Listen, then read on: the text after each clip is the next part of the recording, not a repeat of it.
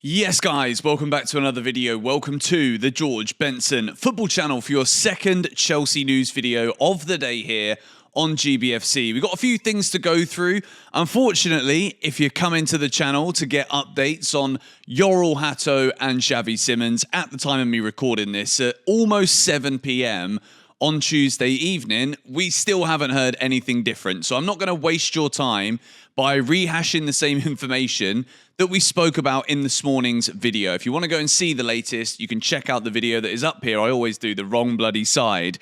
And as well as that, if you guys are buying anything from the Chelsea Megastore, remember, we've got a gold badge in the middle of our shirts for 4 flipping years.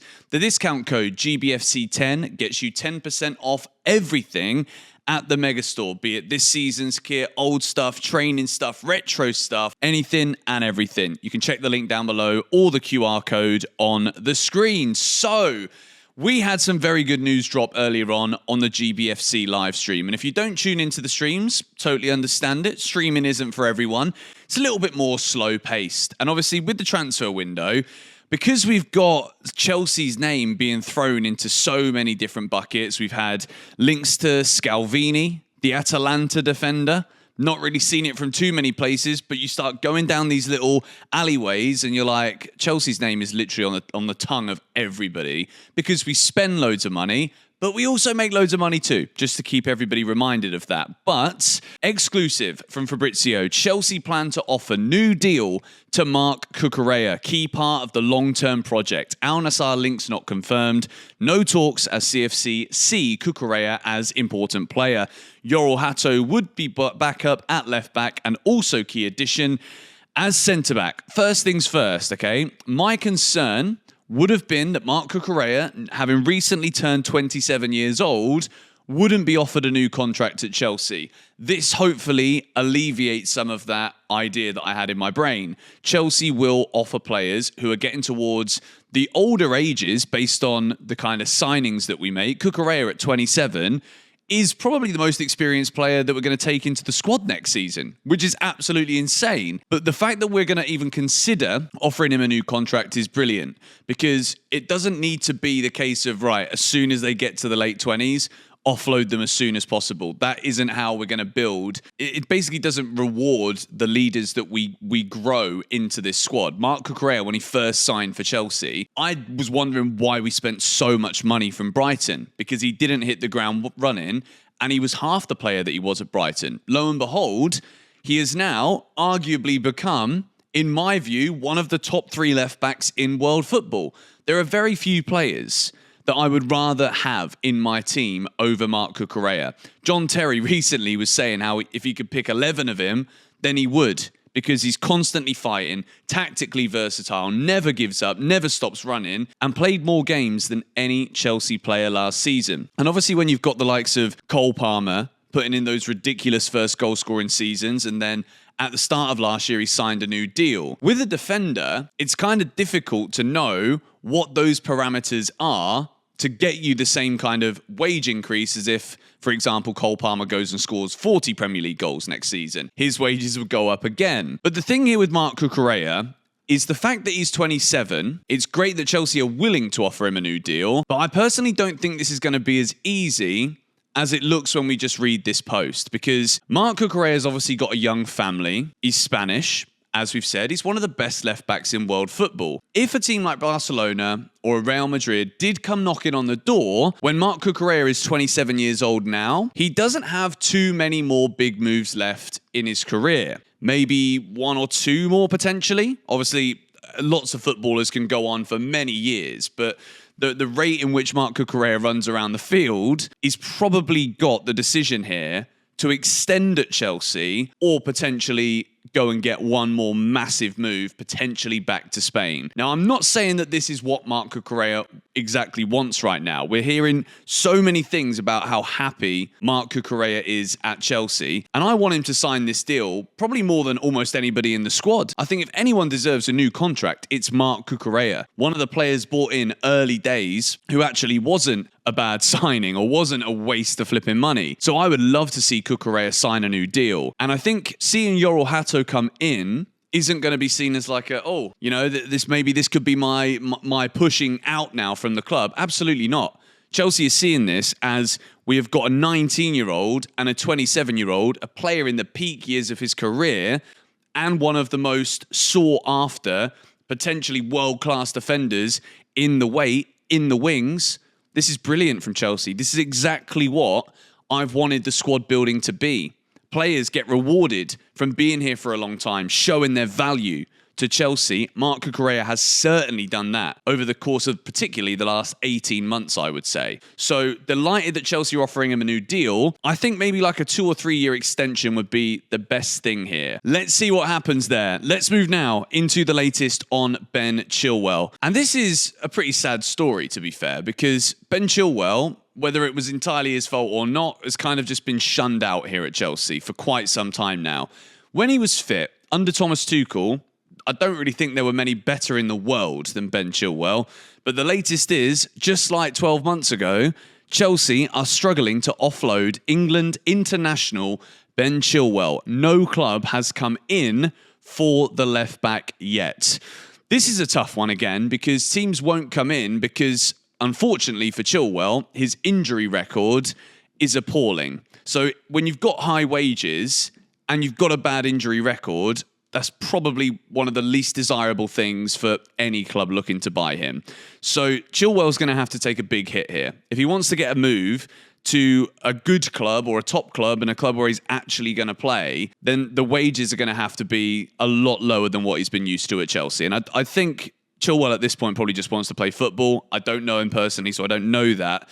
But I do find it pretty sad that a player that was so good on his day, so good during that Champions League run-in, has basically just fallen off the face of planet Earth when it comes to what he's doing as a footballer. But at the same time, Chelsea's struggling at the minute to find a buyer. Let's speak first of all about the latest regarding Ishe Samuels Smith. Exclusive, this is from Bobby Vincent. Ishe Samuels Smith will become a Strasbourg player on permanent basis. Everything now in place for 19-year-old defender to move after breakthrough in transfer fee and personal terms today. Samuel Smith will fly to France imminently to finalise the move. So what we can confirm from this is, first of all, Ajax aren't going to be signing Ishe Samuels Smith. Chelsea are selling him to Strasbourg on a permanent. I'm sure there's going to be some kind of buyback option clause available for Chelsea here because Ishe Samuels Smith, as a young left back, is very highly looked at Chelsea Football Club. A lot of people think he's going to become a Premier League starter for sure. So selling him now to Strasbourg, this is coming at a very convenient time when Chelsea are just about to sign 19-year-old Yoel Hato, who is seemingly already further along that developmental line right now than Ishe Samuels Smith is. So this is probably the right move. Whether it could have been an important part of negotiations with Ajax, not really relevant anymore. The man is moving to Strasbourg. So this is also an interesting story here. Nicolas Jackson is in the slightly strange situation of being on the list of most clubs, but is nobody's number one target. And this is a Simon Phillips tweet here, and this was said by Matt Law. And I want to touch on this for a second, because I think Nicolas Jackson right now is suffering as a result of the crazy inflation of the footballing market. Because Nicolas Jackson would make a lot of Premier League clubs better teams. If Nicolas Jackson went to West Ham, I think that puts West Ham in a bracket where they look at where they could finish in the league and they could look 3 or 4 places higher by adding someone like Nicolas Jackson. Newcastle United, for example, as much as Isak is almost irreplaceable in the footballing market right now, the best thing I think Newcastle could do would be sign Nicolas Jackson, a player that's got double figures in his first 2 seasons in the Premier League, clearly has a very high ceiling, but at the same time, there is also that obvious red flag, which is Nicolas Jackson's red cards, Nicolas Jackson's ability to get booked on considerable occasions, and also the profligate finishing where he's underperformed his XG in the last couple of years compared to that of Isak, who scores goals for fun. So Nicolas Jackson right now, when Chelsea are valuing him at £80 million, based on all of those things that are clearly very good, but also the painstakingly, glaringly obvious problems, Nicolas Jackson is finding himself just surplus at Chelsea potentially right now. I don't see how Jackson will get more minutes than Delap and Pedro, unless both of them just go into this like hole and all of a sudden just become dreadful players. I don't see how Jackson gets in over them. But at the same time, Newcastle seem to want Benjamin Sesko more. Manchester United may also look the same. But is that because Jackson is a worse player? I think if you're Newcastle, it's a better bet to go for Nicolas Jackson than it is to go for Benjamin Sesko. You get someone who kind of plays in a similar way to Isak, does a lot of that dropping deeper off the ball stuff very well. Great movement, great running into the channels.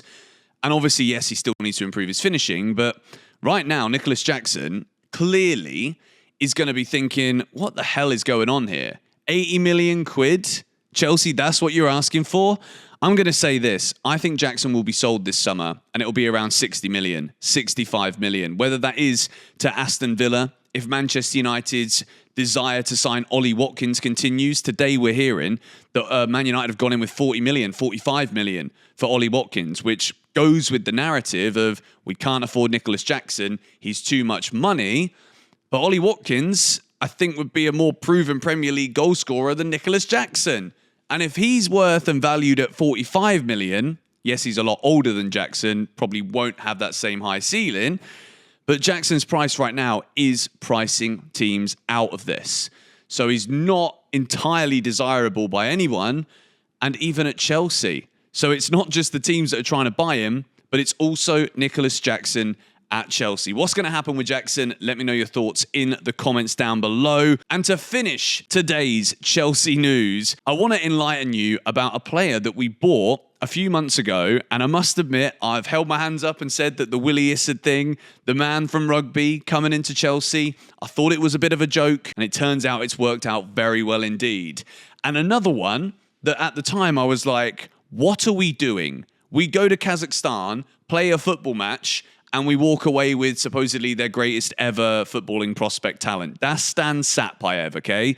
Now, this lad has been scoring in the Champions League today for Kairat Almaty. They overturned a 2-0 deficit from match day number 1, and in the second leg, they've won 3-0, and Dastan Satpaev scored this goal in the game. An absolutely thumping strike from outside the box to make it 1-0 in the 9th minute. He then went on to get himself an assist as well. So obviously when we're looking forwards, anything we're doing at the minute when it comes to squad building and looking at the depth and all of that stuff, we've got to remember Giovanni Quenda, big money signing, coming in next year. And for the striking position, not getting carried away here, okay? But if you do any research on Dastan Satpaev, the biggest comparison that people are making right now is Sergio Aguero. Now, obviously, I know you're going to be throwing your toys out the pram when I say that. How can you say this 16-year-old kid from Kazakhstan is comparable to Sergio Aguero, okay? I'm not saying that right now. I'm just saying that he plays a little bit like him. I'm getting excited about this lad. I'm not going to lie to you. So keep an eye on Satpaev throughout the course of this season because he's joining Chelsea next summer and this kid scores goals for fun. He looks like the real deal. Do your own research and let me know what you think about him in the comments down below. Nicolas Jackson, it looks as though he's still kind of wanted, unwanted. Luckily, he's on holiday on the beach right now. So keep enjoying your holiday, Mr. Nicolas Jackson. And as well as that, Kukarea, hopefully going to sign a new Chelsea deal. Let's hope it's a good extension. And Ben Chilwell, nobody knows what's happening. Be sure to subscribe to GBFC as soon as there is updates regarding Yoral Hato, Xavi Simons to Chelsea, or Garnacho to Chelsea. I will let you guys know. So be sure to stay tuned on the channel. Subscribe if you are new. Come on, you Blues.